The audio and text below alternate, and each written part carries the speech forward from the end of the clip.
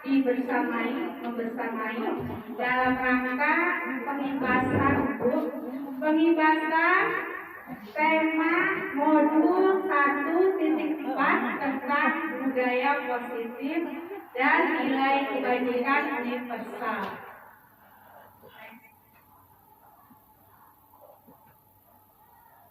Ya, kegiatan ini saya dibersamai oleh Bapak Ibu Mulyana dari Ciamis dan Ibu Mupliha.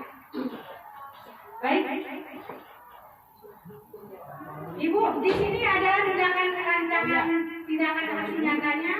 Saya sudah berizin dengan kepala sekolah Ibu, dan saya minta dukungan juga dari ibu-ibu semua. Saya izinkan.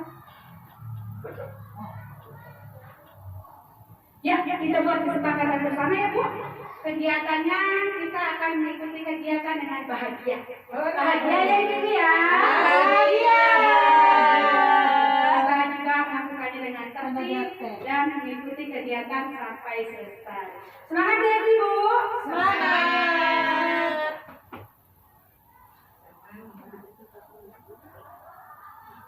Ya, kita mulai dari kegiatan kali ini. Kita awali dengan membaca doa.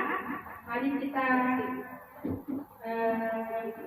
berdoa bersama-sama. Kita ucapkan Bismillah. Basmalah. Bismillahirrahmanirrahim. Baik. Tujuannya acara ini adalah paparan tentang diseminasi tentang budaya positif.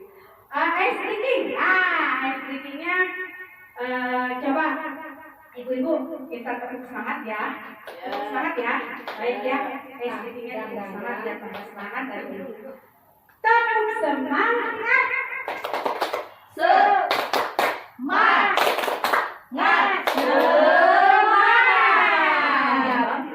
Tetap semangatnya. Begini Bu nih. Tepuk semangat. Ding ding ding, dang dang dang, dung dung dung, dang dang dang, ding ding ding, dung dung dung, dang dang dang. Aha aha, ma aha aha, ngat aha aha. Semangat. Bisa nih Ibu? Bisa. Oke, dang dang dang dulu ya, dang dang dang dulu ya Bu. Yuk sama-sama ya, semangat ya Bu. Berdiri boleh, berdiri. Semangat dulu. Berdiri. Apa yang berdiri? Letakkan kaki. Ya, berdiri. Dang dang dang dulu Bu, dang dang dang. 1, 2, 3. Tepuk semangat. Dang dang dang. Ding ding ding. Dung dung dung. Dang dang dang. Ding ding ding. Dung dung dung. Aha aha. Ma. Aha aha. Ngat. Aha aha.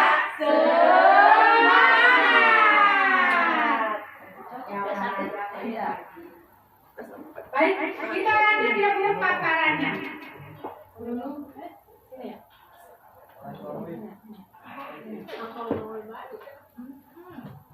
Baik Ibu, ada 3 refleksi yang akan kita lakukan, yaitu refleksi pengalaman belajar modul 1 tentang KHD ya, modul 1 KHD, visi dan para guru penggerak. Bu, perasaan saya setelah mengikuti guru penggerak, saya sangat bersemangat Ibu. Semakin semangat, bersemangat dan merasa apa yang selama ini saya lakukan, selama ini saya mengajar, itu masih banyak yang kurang kalau kita semakin mendalami filosofi dari Ki Hajar Dewantara. Mudah-mudahan saya berdampak. Saya tahu nih, barangkali ada yang memahami apa sih KHD? Ki Hajar Dewantara. Iya bagus ya Bu. KHD itu Ki Hajar Dewantara. Ki Hajar Dewantara apa sih pemikirannya? Nah, di sini modul 1.1 Bu. Yang masuknya. Ingarso Tulodo.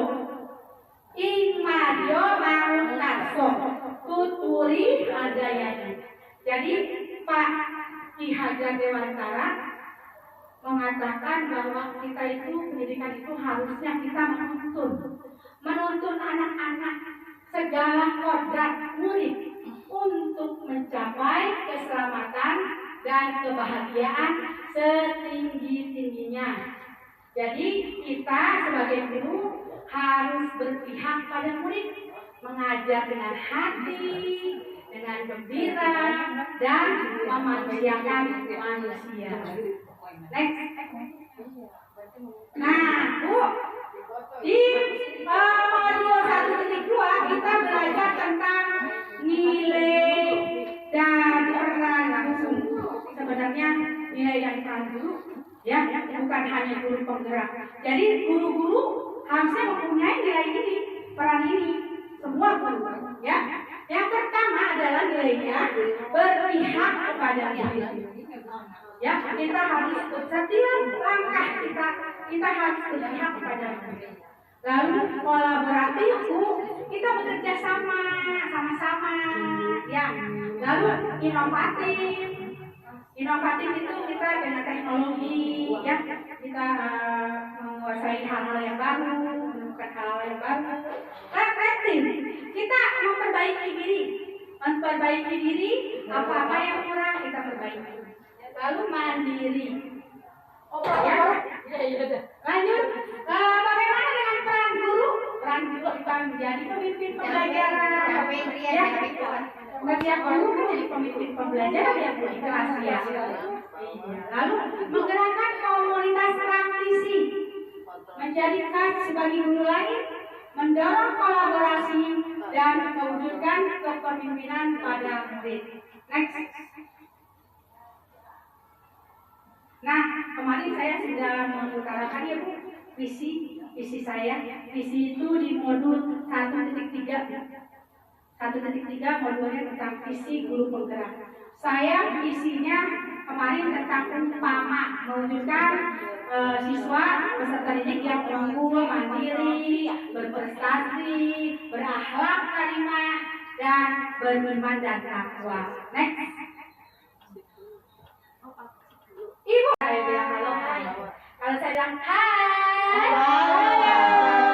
Ini tujuan saya kali ini adalah kita menjelaskan makna kontrol. Di sini kita memahami tentang kendali, ya, paparan teori dari William Glasser serta diskonsepsi yang terjadi di kehidupan sehari-hari. Lalu dapat menjelaskan makna apa itu disiplin positif dan pentingnya memiliki nilai-nilai kebajikan. Next.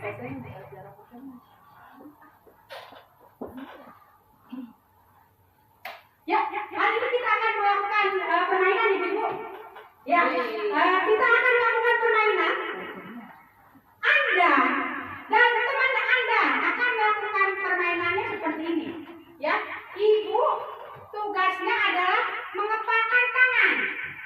Coba bayangkan, di dalam tangan ini tersimpan sesuatu yang sangat berharga. Dan ibu-ibu perlu menjaga benda ini sekuat-kuatnya. Nah, begitu pentingnya yang ada di dalam tangan ini. Nah, saya, Ibu, tugasnya adalah mencoba merayu. Saya coba merayu, ya, coba menggoda Ibu supaya Ibu membuka kepalanya. Silakan, Bu. Sekarang kepala tangannya, Bu. Kepala tangannya. Saya rayu, ya, Bu. Buka dong, Ibu, kepalanya, boleh nggak? Kenapa? Buka dong, nanti saya kasih ini 1 miliar. Ibu, buka dong, Bu. Tak saya bunga.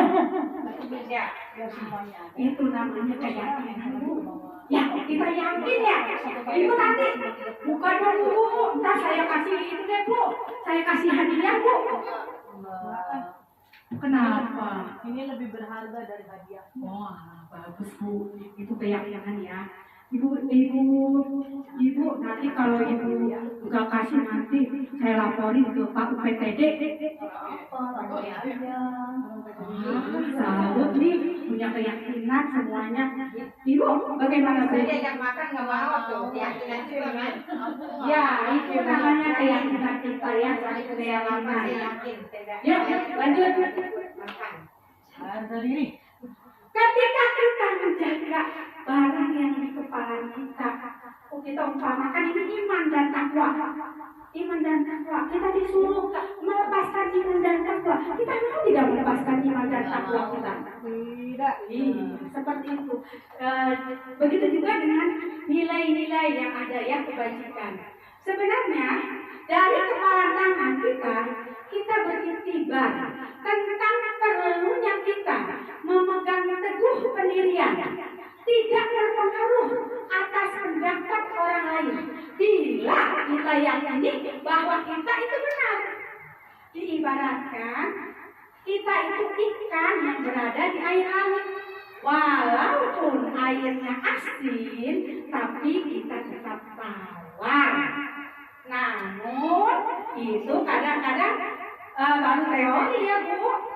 Ya, kadang-kadang kita suka terpengaruh tidak Bu? Oleh lingkungan sekitar kita. Suka ya. Saya ingat dulu kata Bu Haji Emi nih, si Teor.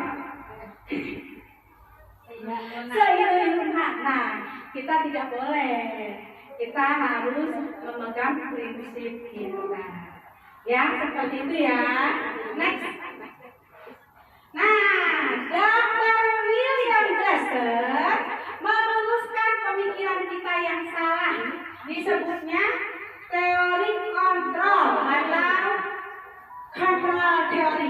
Hati-hati bicaranya, saya khawatir. Jadi bicaranya takut bilang salah itu. Yaitu yang pertama, guru dapat mengontrol atau memaksa murid. Apakah kita bisa memaksa murid? Tidak. Ya, sebenarnya kita tidak bisa memaksa murid, Bu. Jadi murid melakukannya dengan keterpaksaan ya. Jadi di sini harusnya murid itu ada kesadaran. Nah, dalam melakukan sesuatu bahwa penguatan itu efektif dan positif. Pada kenyataannya penguatan itu kadang membuat murid tidak mandiri, Bu.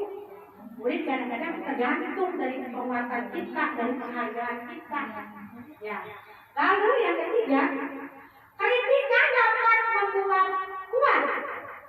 Itu tidak selamanya, Bu. Kadang-kadang kita perlu juga menyampaikan sesuatu itu tanpa kritikan. Langsung aja kontrol. Ya. Gini aja. Orang dewasa memiliki hak untuk memaksa. Apakah kita bisa memaksa murid, Bu?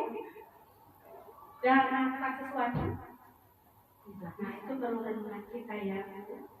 Nah, diperlukan juga kesadaran ya dan keyakinan yang diyakini sehingga murid dapat memilih tindakannya dan mengetahui resiko setiap keputusannya. Jadi di sini kita memerlukan menumbuhkan rasa anak-anak itu kesadaran dan tanggung jawab mereka. Ya, bila kita ingin membuat kemajuan perlahan, sedikit, ubahlah sikap perilaku kita. Namun, bila kita ingin memperbaiki cara utama kita, maka kita perlu mengubah kerangka acuan kita. Bagaimana kita dapat melihat dunia? Bagaimana kita berpikir tentang paradigma kita? Skema pemahaman, penjelasan aspek tertentu tentang realitas. Bila kita ingin perubahan yang sedikit demi sedikit, kita perlu merubah sikap. Namun, bila kita ingin memperbaiki, yang penting adalah pandangan, cara pandang kita, ibu, pemikiran kita, dan kita tidak dapat mengontrol orang lain. Kita harus berpikir positif. Maka kalau kita berpikir positif akan menghasilkan energi positif. Contohnya tenang. Cara pandang kita terhadap orang lain akan mengubah kerangka tujuan kita. Jadi sekarang kita berpikirnya positif, jangan berpikir negatif. Ya, setuju Ibu? Setuju. Bisa ya kita laksanakan ya. Next. Makna disiplin. Nah, sekarang saya mau tanya Bu Haji ini, apakah dengan kita apakah efektif? Apakah kita efektif kalau kita melakukan disiplin, melakukan hukuman dengan hukuman? Kira-kira itu efektif atau tidak? Tidak, karena dengan hukuman terlalu tinggi akan melemahkan kemauan siswa. Ya, bagus sekali. Jadi saya tahu kita. Bu Iis, apakah dengan penghargaan kita dapat menumbuhkan disiplin? Ya, bisa juga dengan penghargaan dapat meningkatkan rasa percaya diri siswa dan rasa bangga akan dirinya gitu. Baik, Kasih yang nanti dia kita ini saya jangan ditanya. ya, terima kasih Bu Iis. Maaf tadi tidak terlihat sampai tuntas. Ya. Baik, jadi nanti akan terlihat ya jawabannya ya Bu. Ya. Disiplin diri itu bertujuan untuk kita menjadi lebih baik ya Bu dari sebelumnya. Disiplin melakukan suatu peraturan atas dasar tanggung jawab penuh kesadaran. Nah, ini yang diharapkan oleh Ki Hajar Dewantara. Sekali lagi kita ini Ki Hajar Dewantara. Lanjut ya. Ini profil pelajar Pancasila. Dimensinya atau nilai-nilainya adalah beriman, bertakwa kepada Tuhan Yang Maha Esa, berakhlak mulia, mandiri, lalu apa Bu? Bernalar kritis, berkebinekaan global, bergotong royong dan kreatif. Nah, kalau ini dari primary yes program.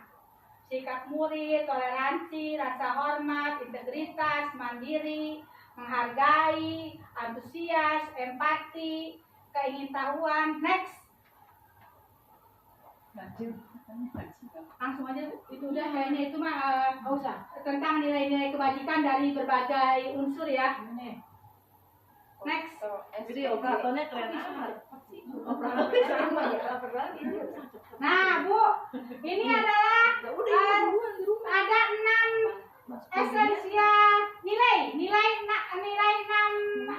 esensial, yaitu empati, suara hati, kontrol diri, rasa hormat, kebaikan, toleransi dan keadilan. Nah, ini namanya nilai-nilai kebajikan yang perlu kita tumbuhkan kepada murid-murid kita. Next. Udah. Terus banyak ini udah jangan ini. Nah, sekarang kita ke keyakinan kelas Bu. Ibu-ibu di kelasnya pernah membuat keyakinan kelas kan ya? Iya. Kalau Bu Pita bagaimana caranya Bu? Cara membuat keyakinan kelasnya? Untuk menuliskan keyakinan di depan. Iya bagus. Lalu dikelompokkan ya Bu ya. Dikelompokkan. Jadi keyakinan kelas itu berupa kesepakatan dulu dengan anak-anak. Dengan konsekuensinya Bu, kalau bisa Bu. Apa itu konsekuensi? Konsekuensi itu hukuman, tapi hukumannya itu hasil dari kesepakatan bersama Antara guru dan murid. Misalnya nih, nah kamu kalau terlambat, kamu akan apa? Misalnya gitu. Dikasih seperti itu, jadi anak-anak tahu apa yang konsekuensi apa apabila dilanggar. Baik Bu, ini tahapan membuat keyakinan kelas.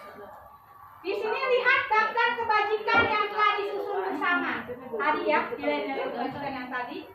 Tentukan nilai kebajikan yang mana yang menjadi perhatian utama. Harusnya Bu, sekolah kita ada Bu, namanya keyakinan sekolah. Kesepakatan sekolah harusnya kita buat juga, ya. Sempurnakan beberapa daftar nilai kebajikan utama, lalu dibuat poster atau bisa dimuat di media sosial keyakinan kelas kita. Next. Nah Bu, ini adalah tentang segitiga restitusi yang kemarin saya praktikkan di sini Bu dengan anak murid. Namanya segitiga restitusi. Restitusi itu adalah kita mengubah suatu kesalahan menjadi suatu kesuksesan, diperbaiki dengan cara apa? Anak-anak itu ditumbuhkan rasa kesadaran ya Bu, kesadaran untuk mengganti yang salah menjadi yang lebih baik lagi. Begitu ya Bu. Next. Suatu proses dialog yang dijalankan guru atau orang tua agar dapat menghasilkan murid yang mandiri dan bertanggung jawab. Bu, ya. Ibu-ibu, ini adalah tahap-tahap segitiga restitusi. Yang pertama, kita menstabilkan identitas. Yang kedua, validasi tindakan yang salah. Anak-anak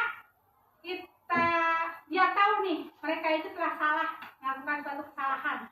Apa salahnya, biar anak-anak yang berpikir apa salahnya di mana gitu. Yang ketiga, menanyakan keyakinan. Next. Nah Bu, di tahap menstabilkan identitas itu berdasarkan prinsip bahwa setiap orang itu punya salah. Setiap orang pernah membuat kesalahan, dan kesalahan adalah bagian dari proses pembelajaran. Ya, kedua, setiap orang tadi pernah berbuat kesalahan. Lalu menggeser Bu, identitas gagal menjadi identitas sukses. Bagaimana caranya? Nanti kita lihat ya. Next. Berdasarkan prinsip. Yang kedua adalah validasi tindakan yang salah. Bagaimana caranya validasi tindakan yang salah? Berdasarkan prinsip setiap perilaku berupaya untuk memenuhi kebutuhan tertentu. Misalnya di kelas lagi pada ramai, ada yang gebrak meja.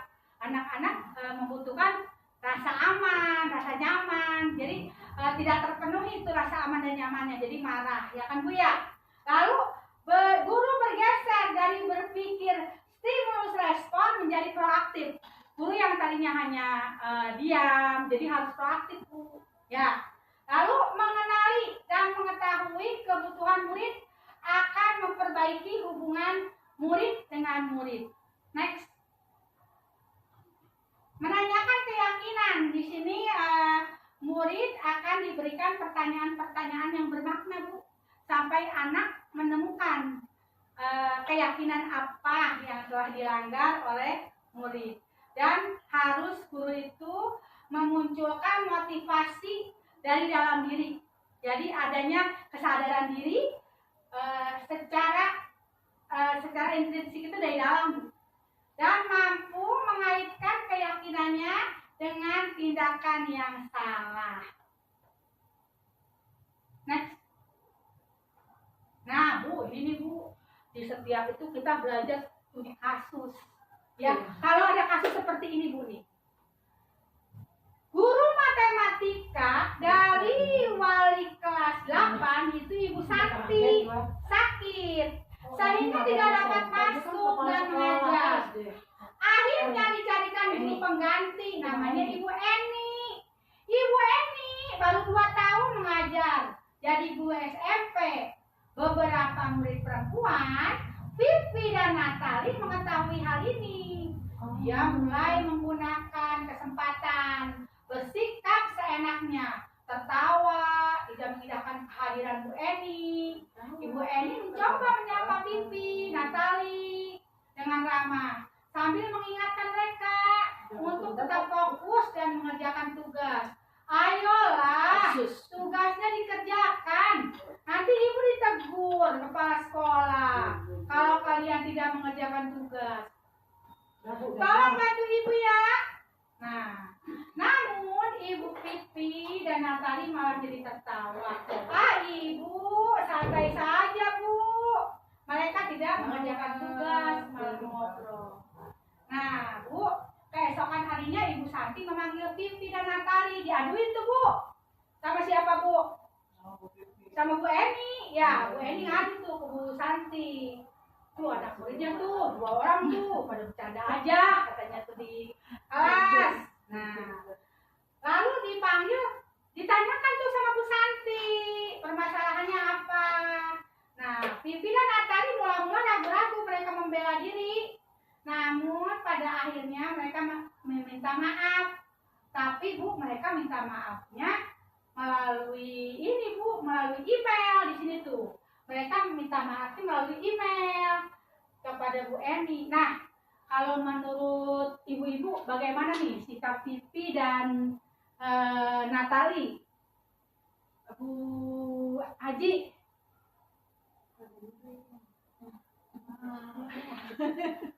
Ya, ya bagus sekali Bu.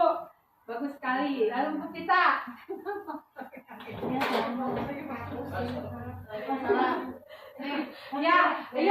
Itu namanya dia ini ya. Jadi ada kontrol. Ada 5 posisi kontrol. Ya Bu. Di guru itu ada tipe penghukum, ada tipe teman, kontrol sebagai teman, ada yang si pembuat merasa bersalah, ada pemantau. Nanti kita merefleksi nih ke dalam diri kita juga, kita sifatnya seperti apa. Dan ada yang sebagai manajer. Yang sebagai manajer itu yang melakukan segitiga restitusi tuh Bu, ya. Nah, di sini nanti kita Bu bisa merefleksi diri kita. Ya Bu, apakah kita selama ini sudah melakukan unsur-unsur dari disiplin positif, budaya positif. Mari kita kembangkan Bu bersama-sama budaya positif di sekolah. Melalui apa Ibu-ibu? Melalui pembiasaan-pembiasaan.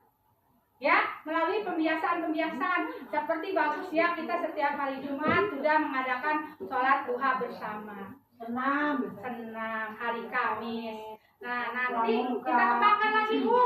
Apa nilai-nilai seperti berbicara sopan Bu? Itu bisa kita kembangkan supaya anak-anak anak-anak itu tumbuh untuk berbudaya sopan. Senyum, salam, sapa, itu bisa kita kembangkan. Setuju Ibu-ibu? Setuju.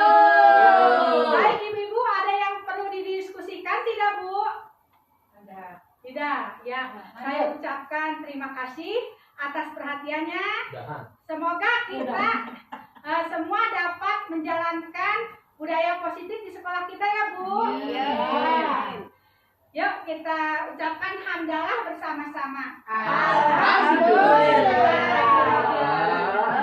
Assalamualaikum warahmatullahi wabarakatuh. Waalaikumsalam warahmatullahi wabarakatuh.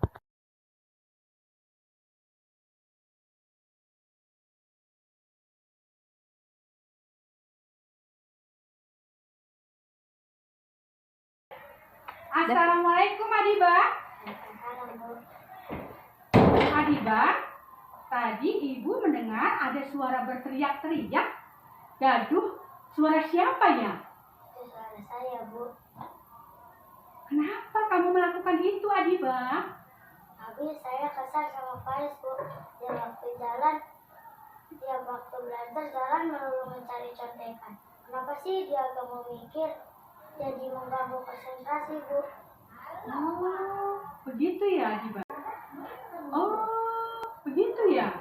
Iya, Ibu guru sangat menghargai kamu karena kamu bisa mengendalikan diri. Padahal kamu bisa melakukan hal yang lebih buruk ya.